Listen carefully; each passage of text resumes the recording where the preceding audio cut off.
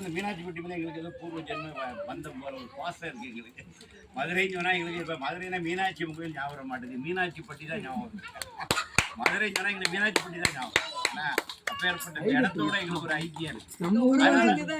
அதனால நாங்கள் உங்களெல்லாம் ரொம்ப நெருக்கமாக தான் உணர்றோம். நீங்களாம் அந்நிய ஆட்களாக இருந்தீங்களா, எங்களுக்கு ரொம்ப வேண்டிய ஆட்கள். ஆனால் எனக்கு சாமி மேலே ரொம்ப கோபம் உண்டு.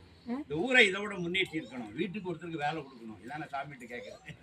இந்த மீனாட்சிப்பட்டியில் படித்த பிள்ளைல அட்லீஸ்ட் 2 பிள்ளை படித்தா ஒரு பிள்ளைக்காவது கவர்மெண்ட் வேலை கிடைக்கணும், ஒரு பிள்ளையாவது பொழைச்சி விடணும். அதான் சுவாமிகிட்ட நான் இப்போ இந்த இடத்துல உங்களை வச்சுட்டு தான் வேண்டேன். எனக்கு ஒரே வேண்டுகோள் தான், குறைஞ்சது வீட்டுக்கு ஒரு ஆளுக்காவது ஒரு அரசாங்க வேலை கிடைக்கணும், எல்லாம் நல்லா இருக்கணும், இந்த ஊர் இன்னும் நல்லா செல்வ செழிப்போடு வரணும், இது மீனாட்சி பட்டியில் மீனாட்சி நகராக மாறணும் அப்படிங்கிறது என்னுடைய பெரிய வேண்டுகோள். சாமிகிட்ட எப்பவுமே நான் ரிப்பீட் பண்ணுறேன். அதாவது மனிதர்கள் திக்கற்றோருக்கு தெய்வமே துணை தான் நம்ம பழமொழி சொல்லி. அப்ப எல்லோருக்கும் இறைவன் தான் கதி. அப்ப விடாம நம்ம இறைவனை பிடிக்க வேண்டியதான். அவன் என்ன பண்ணாலும் அவன் காலை கட்டி பிடிச்சு விடக்கூடாது. இப்ப நாங்க அப்படிதான் போயிட்டு இருக்கிறோம். நாங்க தொடர்ந்து பாருங்க, மாசம் முழுக்க எல்லா இடமும் போயிட்டு வாங்க. இப்ப நான் நேரத்தையே கிளம்பிட்டு எங்க வீட்டை விட்டு நேற்று அதிகாலை 3 மணிக்கு அலாரம் வச்சு 3:30 முடிச்சு 4 மணிக்கு என்ன கார் எடுத்தாரு. நான் அதாரம் அடிச்சு தஞ்சாவூர் திருக்கண்டியூர், அங்கே உங்களை மாதிரி ஒரு குழந்தைங்க ஒன்று திருக்கண்டியூர், அந்த குழந்தைங்க பற்றில போய் பாட்டெல்லாம் சொல்லி கொடுத்து அதுங்களுக்கு கிளாஸ் 35 கொஸ்டின் அனுப்பிச்சு கொடுத்தாச்சு. மதப்பத்திலே நிற்கிது. எங்கள் 35 கொஸ்டின் கொடுத்தாச்சு. 4 கிளாஸ் முடிச்சாச்சு, 4 வகுப்புகள். அதே நம்ம அதில் அஜிதா கொஞ்சம் ஒரு முயற்சி எடுக்கணும். என்ன ஒரு ரொம்ப வேணாம், ஒரு 10 பிள்ளைங்க, நீ ஒரு 6ஆம் கிளாஸ் 7ஆம் கிளாஸுக்கு மேலே படிக்கிற ஒரு 10 பிள்ளைங்க நான் உனக்கு எல்லாம் அப்பாவுக்கு அனுப்பி விடுறேன். அந்த 10 கொஸ்டின்ஸ் படிக்கணும். அப்புறம் ஒரு எக்ஸாம் வைக்கணும் அந்த பிள்ளைங்க. அதில் மார்க் பேசி எல்லா பிள்ளைகளுக்கும் பரிசு உண்டு. அந்த ஃபர்ஸ்ட் செகண்ட் தேர்டு கொஞ்சம் ஸ்பெஷல் ப்ரைஸ் கொடுக்கும். ஏன்னா வடி நம்ம வந்து ஒரு வருடத்துக்கு ஒரு இது நடக்கும். ஏன்னா அதனால் நான் உனக்கு அப்பாவுக்கு அனுப்பி விட்றேன். ஏற்கனவே ஒரு 10 கொஸ்டின் இருக்குது, நோட்லாம் மட்டும் கொடுத்துடலாம், அதில் அனுப்பி போயிருக்கும். அதனால் நம்ம இன்னும் ஒரு 20 அட்லீஸ்ட் ஒரு 25 கொஸ்டின் நம்ம கொஞ்சம் கொஞ்சமாக தெரிஞ்சிட்டு அதில் வந்து ஒரு மாதிரி ஒரு எக்ஸாம் மாதிரி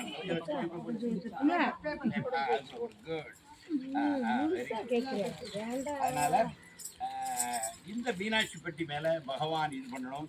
ஏன்னா உங்கள் ஊருக்கு ஒரு பெருமை உண்டு. ஏன் மீனாட்சிப்பட்டின்னு தெரியுமா? மதுரை யாருக்கு ஊர்? மீனாட்சி அம்மனுக்கு ஊர். மீனாட்சி யார்? சிவபெருமானுடைய. நீங்கள் வந்து சிவபெருமான்கிட்டே சம்பந்தம் பண்ண ஆட்கள். நம்ம வந்து பொண்ணை யாரும் கொடுத்துருக்கோம்? அந்த ஆண்டவருக்கே கொடுத்துருக்கோம். சிவபெருமான் எங்கே உள்ளவர்? கைலாசத்தில் உள்ளவர், வடக்க கைலாசத்தில் இருக்கவர். நாங்கள் 2 பேரும் கைலாசெல்லாம் போயிருக்கோம், கைலாசுக்கே போயிருக்கோம். இங்கேருந்து டெல்லி வர விமானம் போய், டெல்லியிலேருந்து நேபாளுங்கிற இடத்துக்கு 2வது விமானம் பிடிச்சி போய் நேபாளத்தில் போய் இறங்கி அங்கே 3 நாள் காரில் போய் அது நேபாளத்தினுடைய எல்லையில் போய் அதுக்கு அங்கே திபெத்துன்னு இருக்குது. அந்த திபெத்துக்குள்ளே 5 நாள் பயணம் பண்ணி அந்த மானசரோவருங்கிற தீர்த்தத்தின் கரையில் இருக்கிற கைலாசத்தை போய் கொண்டு வந்தோம். சிவபெருமானுடைய வீடு அது. அவர் எங்கே வந்து கல்யாணம் பண்ணியிருக்காரு? நம்ம மதுரையில் வந்து கல்யாணம் பண்ணியிருக்காரு மீனாட்சி அம்மன். அவர் வீடு அங்கே இருக்குது. கைலாசம் என்பதுதான் சிவபெருமானுடைய வீடு. இங்கே இருந்து பல்லாயிரம் மைலுக்கு அங்கே இமயமலையினுடைய அந்த சைடில், நம்ம ஊர் இமயமலைக்கும் பின்பக்கம் தான் திபெத் பீடபூமி இருக்குது. அங்கே தான் கைலாசம்ங்கிற இடம் இருக்குது. அதுதான் சிவபெருமானுடைய வீடு. அங்கே தான் அவர் தான் இங்கே வந்து மதுரையில் வந்து கல்யாணத்தோட தான் வைகை எப்படி வந்துச்சு? குண்டோதரன்னு ஒருத்தன் வாரான், அவன் நல்லா சாப்பிட்டு அவனுக்கு நிற்கிற எடுத்துட்டு தண்ணின்னு கேட்கான், வைகைன்னு சொல்கிறான். அப்போ தான் அதுக்கு வைகையை வரவழைக்கிறார். சிவபெருமான் மீனாட்சி சொக்கநாதர் கல்யாணத்தன்னைக்கு வரவழைக்கப்பட்ட நதி தான் என்னது? நம்ம ஊர் வைகை. கையவை தண்ணி வரும் சொல்கிறார். அதனால் அப்பேற்பட்ட இடம் இது. எனவே இந்த மதுரைங்கிற பேர் வந்து வரலாற்று நிற்கும். மதுராபுரி. மதுரம்னா வந்து என்ன? அமிர்தம். மதுரைனாலே அர்த்தம் தெரியுமா? நீங்களா அமிர்தம், அமிர்தத்தின் அமிர்தம். அப்படி அமிர்தங்கிறது மரணமற்ற பெறுவார். அமிர்தம்னாலே மரணம் இல்லாததான். கொஞ்ச நேரம் பேசக்கூடாது. வைஷ்ணவி குட்கள், அவ குட்கள்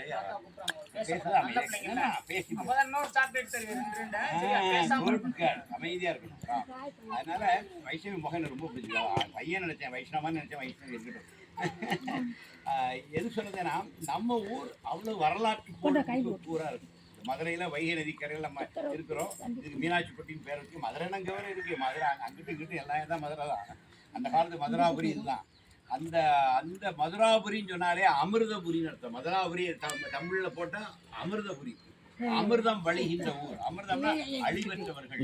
அமிர்த வாழ்க்கை, அவங்களுக்கு மரணமே கிடையாது. வள்ளலார் சொன்னால மரணமில்லா பெருவாழ்வு. அந்த நிலை தான் மதுராபுரி. நம்ம மதுரம் வழிகின்ற ஒரு நகரம் தான் நம்முடைய மதுரை. நம்ம வந்து இறைவனுக்கே சம்பந்தம் பேசின ஆட்கள். நம்ம பிள்ளை இறைவனுக்கு கட்டி கொடுத்துருக்கோம். அப்போ நம்ம எவ்வளோ பெரிய ஆட்கள். நம்ம யாருக்கு சம்பளக்காரன்? சிவபெருமானுக்கே சம்பளக்காரங்க. நம்ம மதுரை வந்து ஒரு சாதாரண நினைக்காங்க. சங்கம் 3 சங்கம் வச்சு தமிழ் வளர்த்த மண். முதல் சங்கம், தலைச்சங்கம், கடைச்சங்கம், 3 சங்கங்கள் வைத்து தமிழ் வளர்த்த மண் நம்முடைய மண். அதனால் இது சாதாரண இடமில்லை. அகத்தியன் வந்து எங்களுடைய திருநெல்வேலி பொதிகை மலையில் உட்கார்ந்தவன் தமிழுக்கு இலக்கணம் படிச்சுட்டு வந்த இடம். அப்போ எங்கள் ஒரு அத்தை நாங்கள் பொதிகை மலை, இங்கே நீங்கள் மதுரை, நம்மெல்லாம் சேர்ந்தா தமிழை வளர்த்துக்கிறோம். தமிழ் பண்பாடு இதெல்லாம் வளர்த்த பெருமை நமக்கு உண்டு. அதனால் பெரிய பெரிய கவிஞர்கள் கலைஞர்கள்லாம் தோன்றிய இடம் தான் மதுரை. காஞ்சினே ஒரு இது உண்டு. இந்த திருப்பரங்குன்றத்தை மையமாக வச்சு தான் திருமுருகாற்று படை இங்கே தான் எழுதியிருக்காங்க. மதுரை காஞ்சின்னு ஒரு காஞ்சி திணையில் ஒரு இலக்கியமே வந்து சிலப்பதிகாரம் முழுக்க முழுக்க மதுரை காண்டம், புகார் காண்டம், 3 காண்டம் வரல. மதுரை காண்டம் தான் முக்கியம். கண்ணகி வந்து இங்கே வந்து பாண்டிய நெடுஞ்செழியன்ட்ட வழக்காடின இடம். அது என்ன பெருமை நமக்கு இருக்குன்னா, நம்ம ஊருக்கு பிழைக்க வந்த பிள்ளை தான் கண்ணகி. அவள் வந்து காவிரி பூம்பட்டினத்திலிருந்து வறுமையில் அடிபட்டு இங்கே வந்து வியாபாரம் பண்ணி பிழைக்கலாம்னு சொல்லி இங்கே வந்தாவா. வந்த இடத்துல தப்பாக ஒரு பொற்கொல்லன் தப்பா சொல்லி கொடுத்து அவள் புருஷன் கோவலனை ராஜா கொண்டுட்டார் நம்ம பாண்டிய நெடுஞ்செழியன். அந்த அரச சபையில் அவள் அழுத கண்ணீரோட போய் நிற்கிறான். இந்த இன்னொரு அவளோட ஒரு காற்சலம் எடுத்துட்டு போய் நிற்கிறான். அன்னைக்கு என்ன மரியாதை இருந்திருக்குன்னு பாருங்க. அவள் வாசலில் நின்ன உடனே அவள் அழுதுட்டுன்னா அந்த வாசல் காப்பன்னு ஓடி போய் ராஜான்னு சொல்லலாம். ஒரு பொண்ணு வந்து நீர்வார் கண்ணுடன், கண்ணில் நீர் வழியே கையில் ஒரு சிலமையை எழுந்துட்டு ஒரு கொச்சவை மாதிரி அவளை பார்த்தா சாமி கொண்டாடி மாதிரி இருக்கா. அவள் வந்து அவளை உடனே கூப்பிட்டு வாங்கிருந்த ராஜா. அப்போ அன்னைக்கு ராஜாக்கள் இவ்வளவு நியாயமாக நடந்திருக்காங்க. பாண்டியன் நெடுஞ்செழியன் அவ்வளவு நியாயமாக இருந்திருக்காங்க. ஏதோ ஒரு பொண்ணுன்னு விடலை. அவள் உள்ள வந்து அவள் முதல் கேள்வி, தேரா மண்ணா செப்புவதுடையன். மண்டையில் அறிவில்லாத மன்னனே, தேரா மன்னனா சேராதவனே, தேரா மண்ணா செப்புவதுடையன் சொல்லிட்டு நான் எங்கேருந்து வரேன் தெரியுமா? அடிக்கக்கூடாம வைஷ்ணவி அடிக்கக்கூடாது. எப்படி சொல்கிறா? நான் புகார்லேருந்து வந்தேன், நான் அப்படி ஒரு இதை கொண்டு வந்தேன். அந்த கதையை சொல்கிறேன் அந்த பாட்டில். அப்படி சொன்னப்புறம் தான் அந்தால சொல்கிறேன், இல்லாமல் கல்வனை கொள்ளல் கடுங்கோல் என்று.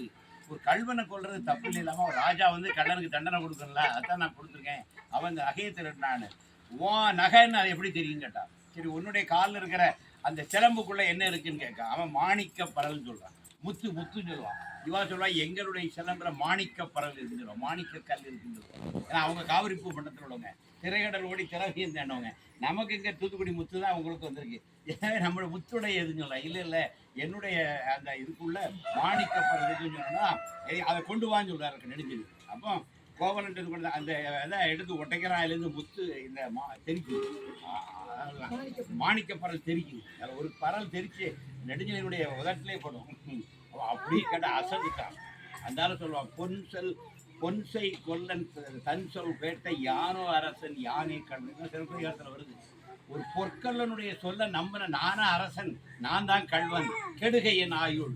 தப்பா தீர்ப்பு தென்புலம் காக்கும் என்பதையும் என்முதற் பிழைத்தது கெடுகை என் ஆயுள்.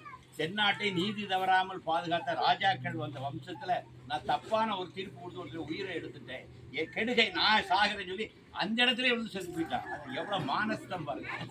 தப்பா தீர்ப்பு கொடுத்து ஒரு மனுஷனை அநியாயமா இன்னைக்கெல்லாம் தப்பு பண்ணிக்கிட்டு அரசியல்வாதிகள் அதை எவ்வளவு நியாயப்படுத்தி தெரியுறாங்க. அன்னைக்கு நான் தப்பு பண்ணிட்டேன்னு சொல்லி பப்ளிக்கா ஒத்துக்கிட்டு அவன் அங்கனே விழுந்து சாகிறான். அதை விட அடுத்த பாண்டிமாதேவி என்ன பண்றா, கணவனை இழந்தோருக்கு காட்டுவதில் சொல்லி பாண்டி நெடுஞ்செழியன் வந்து அவளை இறந்தார். அடுத்த 2வது உடனே அப்பதான் கண்ணகி அந்த சிறப்பு எடுத்து நிற்கிறான். அந்த பொம்பளை இந்த ஒரு கதையே இல்லை.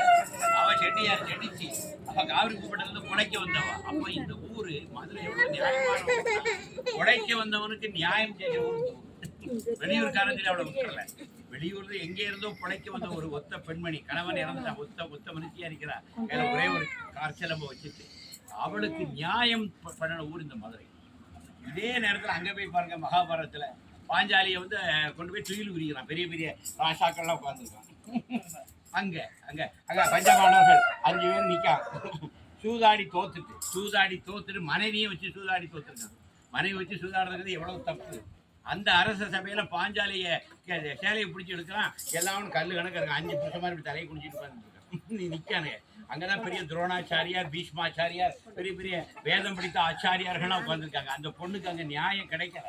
அப்புறம் அவா கடையில் கிருஷ்ணான்னு சொன்னப்பறம் தான் கண்ணன் வந்து சேலை கொடுத்தா நீ கதை படிச்சிருப்பீங்க. ஆனால் நம்ம பாண்டியன் அவையிலே ஒரு பெண்மணி ராஜாவை பார்த்து தேரா மண்ணான்னு கேட்கக்கூடிய தைரியம் இந்த நாட்டில்.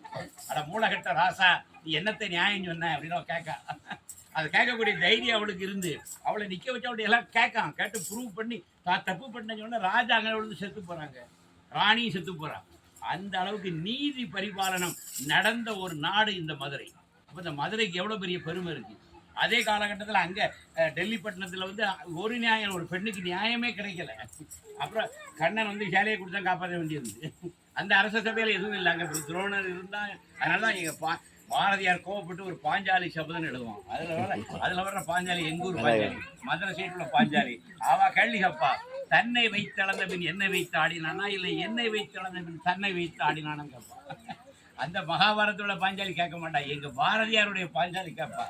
அவன் தன்னை வைத்து ஆடிய பிறகு என்னை வைத்து ஆடினானான்னு சொல்றான். ஆமான்னு சொல்றாங்க. தன்னை இழந்த அடிமைக்கு ஏதடா தாரம், அப்புறம் என்ன வச்சவன் எப்படி ஆட முடியும்னு கேட்டான். அவன் முதல்ல சொக்கட்டான்ல தோத்து போயிட்டான். அப்ப அவன் அடிமை ஆயிட்டான். அடிமைக்கு ஏதடா மனைவி. அவன் தன்னை இழந்த பிறகு என்ன வச்சு ஆட அவனுக்கு என்னடா உரிமை உண்டு அப்படின்னு நம்முடைய பாஞ்சாலி கேட்கிறான். பாரதியார் எழுதுற பாஞ்சாலிக்கு அது வந்து இந்திய நாடு வந்து வெள்ளக்காரங்க அடிமைப்பட்ட கோபத்தை அவர் அதை காட்டுவார். தன்னை வைத்து இழந்தபடி என்னை வைத்து அதனால் அவன் அப்படியே கேட்பான். அப்பதான் பீமன் சொல்லுவான், கதிரை வைத்து இழந்தான் அண்ணன் கையை எரிக்கி போகுது. இதெல்லாம் பாரதியார் தமிழ்நாட்டு கவிஞர்கள் எழுதும் போது அந்த பாஞ்சாலிக்கு அங்க கிடைக்காத நீதியை தமிழ்நாட்டுடைய பாஞ்சாலி சபதத்துல பாரதியார் அவளுக்கு நீதி கொடுப்பார், நியாயம் செய்வார் அவளுக்கு. இது நம்முடைய தமிழ் உள்ளம், நம்முடைய தமிழ் பண்பாடு, நம்முடைய நீதி நெறி தவறாத பாங்கு. எனவே அப்பேற்பட்ட ஒரு பின்னணியில் தான் நம்மெல்லாம் வந்திருக்கோம்.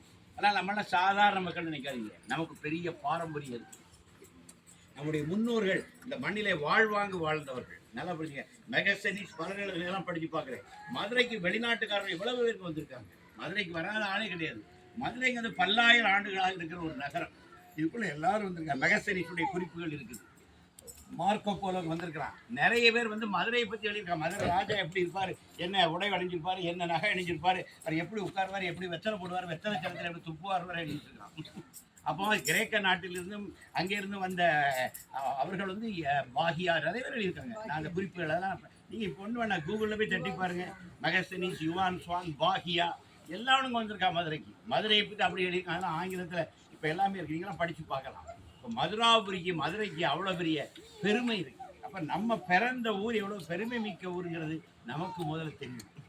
அப்போ தான் நம்ம என்ன வரணும், கம்பீரமான குழந்தைகளாக வரணும். நமக்கு ஒரு பெரிய பின்னணி இருக்கு, அந்த பின்னணியில் பிறந்த குழந்தைகள். அப்போ நம்ம ஒரு தைரியமாக வரணும், எல்லா துறையிலும் சாதனை படைக்கணும்.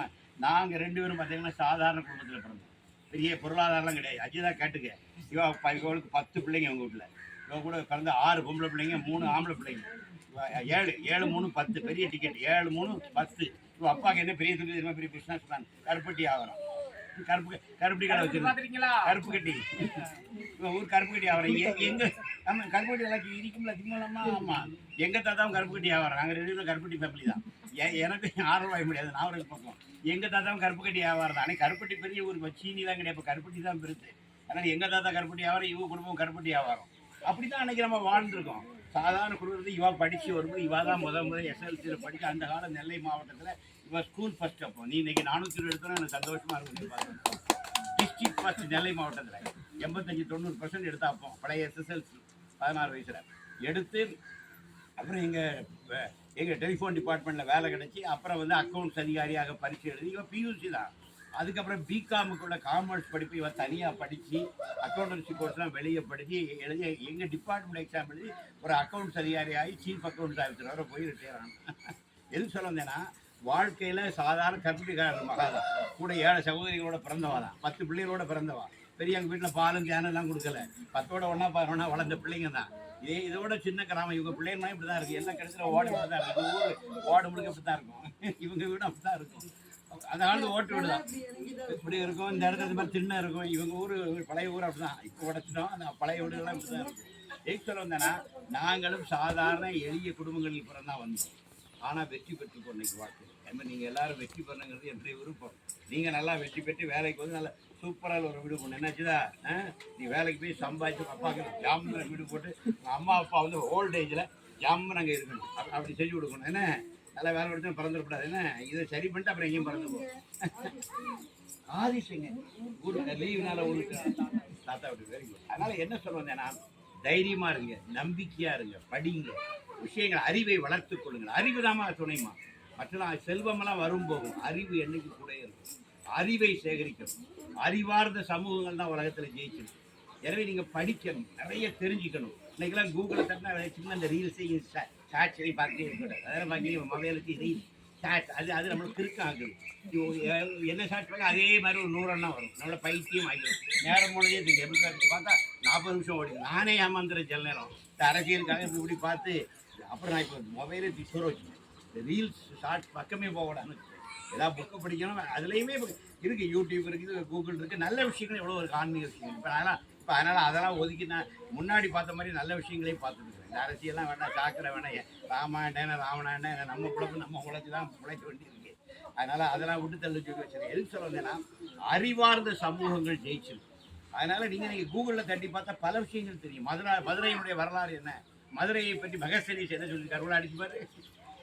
இங்கிலீஷில் மதுரை இங்கிலீஷில் இருக்குது, தமிழே அடிக்கலாம். தமிழே இப்போ எல்லாமே வந்துட்டு மதுரையை பற்றி மகசனீஸ் அப்படின்னு கூகுளில் தட்டு வரணும். மகசனீஸ் மதுரை பற்றி என்ன சொல்லியிருக்கான், மதுரைக்கு வந்து வெளிநாட்டார் எழுதிய குறிப்புகள் அப்படின்னு தமிழ்லேயே அடி அழகால் வந்து விடணும். எந்தெந்த வெளிநாட்டவர்கள் அங்கே வந்திருக்கிறான், மதுரையை பற்றி அவன் என்னெல்லாம் எழுதியிருக்கிறான், அந்த செய்திகள் நம்ம தெரிஞ்சுக்கணும். ஏன்னா சுவாமி விவேகானந்தர், ஒரு கேள்விப்பட்டிருக்கீங்களா? விவேகானந்தர் தெரியுங்களா? அவர் ஒரு பெரிய ஞானி. அவர் வங்காளத்துலேருந்து வந்தவர். அவர் கேரளாவுக்கு போனார். 2 நாளில் கேரளா விட்டு வெளியே வந்துட்டார். கேரளாவில் போய் திருவனந்தபுரத்தில் ராஜாலாம் உட்கார வைக்கிறாங்க. இப்படி ஒரு வீட்டில் இருந்துட்டு இருக்காரு. அப்போ கொஞ்சம் தள்ளி கொஞ்சம் மக்கள் அங்கே இருந்து சாமின்னு கும்பிடுறாங்க. ஆனால் இவர் அவங்க அங்கே வர சொல்லுங்கன்னு சொன்னாங்க. இதில் அவங்களாம் தாழ்ந்த ஜாதி, இங்கே வரக்கூடாது, இங்கே பரவாயில்ல வைஷ்ணவி நல்ல பிள்ளைலாம். நான் அங்கே போகிறேன்னு சொல்லிட்டு விவேகானந்தர் இறங்கி அங்கே போயிட்டார். அவங்க தான் அங்கே வரக்கூடாது, நான் அங்கே போகிறேன்னு சொல்லிட்டு அவர் அங்கே போயிட்டார். அந்த மக்களெல்லாம் சந்திச்சு பேசினார். அவங்க ஈழுவாங்கிற கம்யூனிட்டி.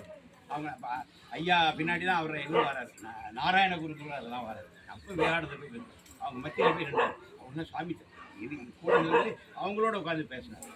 இவங்கெல்லாம் ஏன் ஜெயிச்சாங்கன்னா, இவங்களால உங்கள் சமுதாயத்தில் நாளைக்கு ஒருத்தன் வருவான், ஒரு ஞானி, அவனை நீங்கள் கொண்டாடுங்க, அவன் கூட நீங்கள் எல்லாம் சேருங்க, உங்கள் சமுதாயம் முன்னேறுங்க. அதுதான் பின்னாடி நாராயண குருவாக விவேகானந்தர் சொல்ல ஒரு 10-20 ஆண்டுகளில் ஈழவ சமுதாயத்தில் நாராயண குருங்கிற ஒரு ஆள் வந்து ஈழவ சமுதாயம். சுவாமி அச்சுதானந்தெல்லாம் வந்து சீஃப் மினிஸ்டர் அளவுக்கு வந்துட்டு கேரளாவுடைய சிஎம் இருந்த அச்சுதானந்தன் அந்த கம்யூனி ஈழவா கம்யூனிட்டி தான். இல்லத்தார் சொல்லுவோம், நம்ம தமிழ்நாட்டில் இல்லத்தார் சமுதாயம் சொல்லுவோம். எதுக்கு சொல்ல வந்தேன்னா, அதாவது இறைவன் வந்து கருணை வைத்தானா எந்த மக்களை தான் அங்கே ஒரு ஆளை பிறக்க வைப்பான். திருவிளையாடல் பார்த்துருக்கீங்களா? அவன் மீனவனாக பிறந்து வருவான், ஒரு சாதாரண வளையல் வியாபாரியாக வருவான். சிவபெருமான் எந்த 64 திருவிளையாடல் எல்லா ஜாதியிலையும் பிறந்திருக்கிறான், எல்லாத்துலேயும் வந்திருக்கிறான். அப்போ இறைவனுக்கு வந்து எந்த பிரிவினையும் கிடையாது. அவருக்கு எல்லாமே நம்ம குழந்தை, நம்ம எல்லாருமே இறைவனுடைய குழந்தைகள்.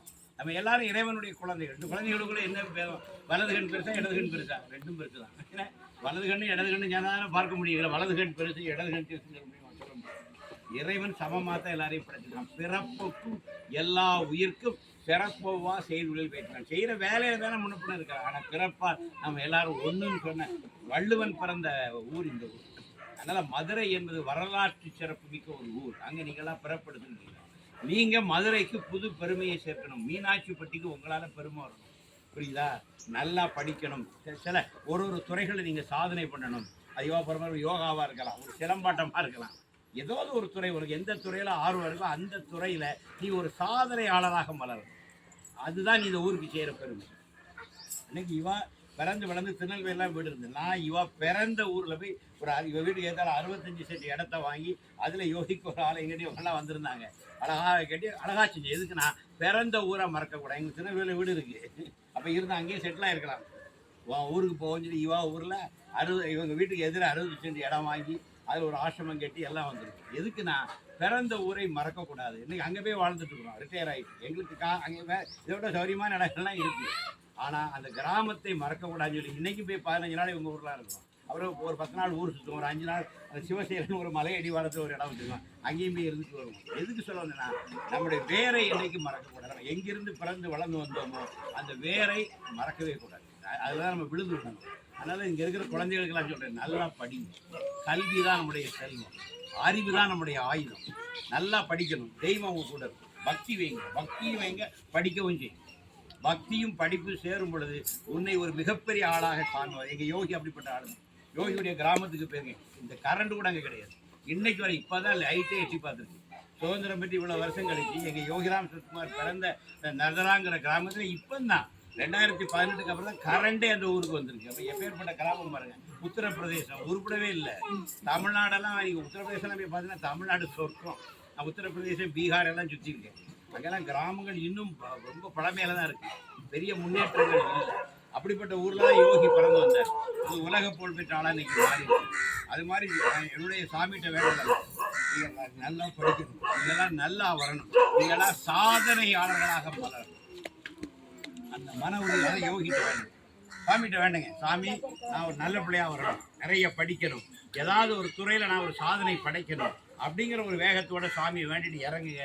இறங்குற துறையில யோகி உன்னை வெற்றி பெற வைப்பார். அது நாங்கள் எங்களை வெற்றி பெற வைத்த யோகி உங்களையும் வெற்றி பெற வைப்பார். இன்னைக்கு நாங்கள் வந்து ரிட்டையர் ஆகிட்டு இதுவே தொழில் இறங்கணும். எல்லா ஊருக்கு 5 பைசா 9 பைசா கேட்கறது இல்லை. நாங்கள் எல்லா ஊர்லேயுமே எங்கள் சொந்த செலவில் போய் யோகிராஜ்குமார் பற்றி நாங்கள் ஒரு பிரச்சாரம் பண்ணி அந்த நம்பிக்கையை கொடுத்து அவங்களுக்காக நாங்கள் வீட்டில் போய் நினைக்க நாகஜோதியும் மறக்க முடியுமா என்னால் சாமிகிட்ட சண்டை போட்டுட்டு இருக்கேன். நாகத்துக்கு ஒரு வேலை வாங்கி கொடுங்க, அவருக்கு வேலை வாங்கி கொடுங்க, என்ன சாமி பாருங்க, நான் சண்டை தான் அவர்கிட்ட போட்டுட்டு இருக்கேன்.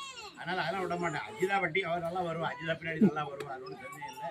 ஏன் மகாபேரும் அஜிதா தான், அவன் நீங்கள் நல்லா இருக்கா, அந்த அஜிதா மாதிரி நீனும் வருவேன், ஒன்றும் சந்தேகமே இல்லை. ஆனால் நீங்கள் எல்லாரும் வாழும் காலத்திலும் நல்லா வெற்றி பெறணும்னு இறைவன்ட்ட வேண்டுறேன். நம்ம எல்லோரும் பக்தியாகவும் இருப்போம், அது நல்லா படிக்கவும் செய்வோம்.